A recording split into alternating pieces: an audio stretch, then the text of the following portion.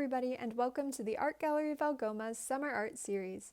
My name's Audrey, and today I'll be showing you how to make a mosaic collage of a flower that looks similar to stained glass. So without further ado, let's get into it.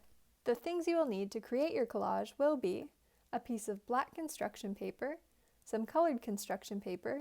You'll need 4 colors in total, including green for the leaves, blue for the sky, and then you can choose to make your flower whatever 2 colors you'd like.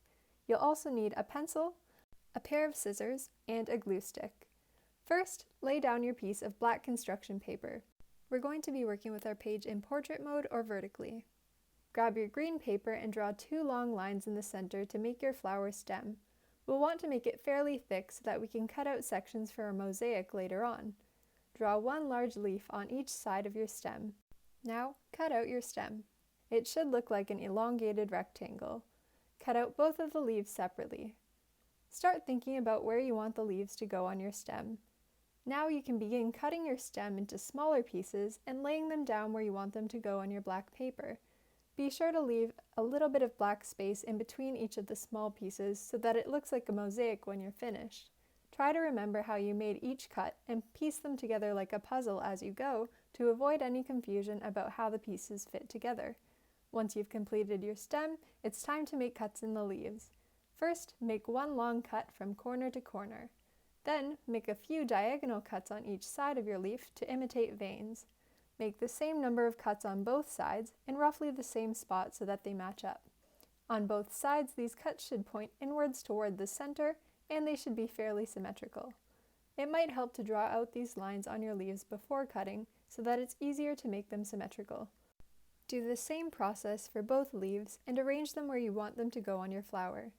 Now you can begin gluing down your stem piece by piece with your glue stick. Make sure that the bottom piece is aligned with the bottom of your page. Once again, ensure that as you're gluing the pieces down, you're leaving a little bit of black space in between them. Continue the gluing process with both of your leaves. Now we'll create the middle of our flower by drawing out a circle on a different piece of colored construction paper.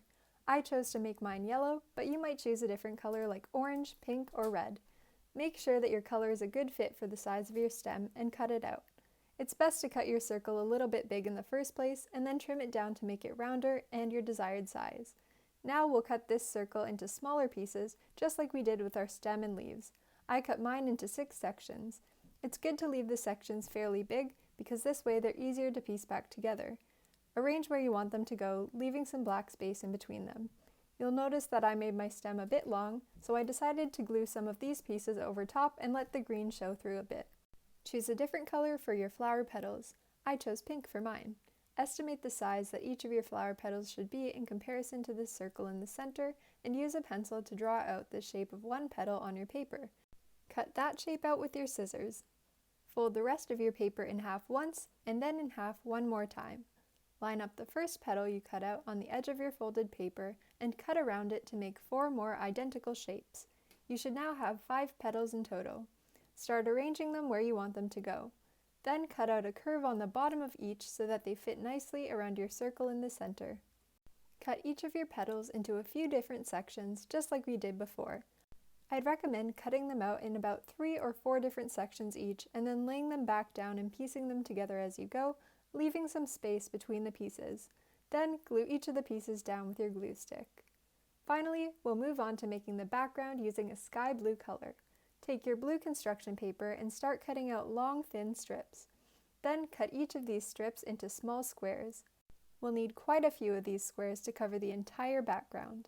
Start arranging the blue squares, leaving a little space in between them and gluing them down as you go. When you reach the spaces in between your leaves and your flower petals, you may want to cut down your squares into even smaller pieces to fill in the empty space. Some of these tiny pieces will be rectangles and others will be triangles, depending on what spots you're filling in. Continue arranging and gluing down as you go until you've covered your entire background with blue. And there we have it. If you enjoyed this video, give it a like and follow the Art Gallery of Algoma on social media if you're not already. Thank you so much for watching.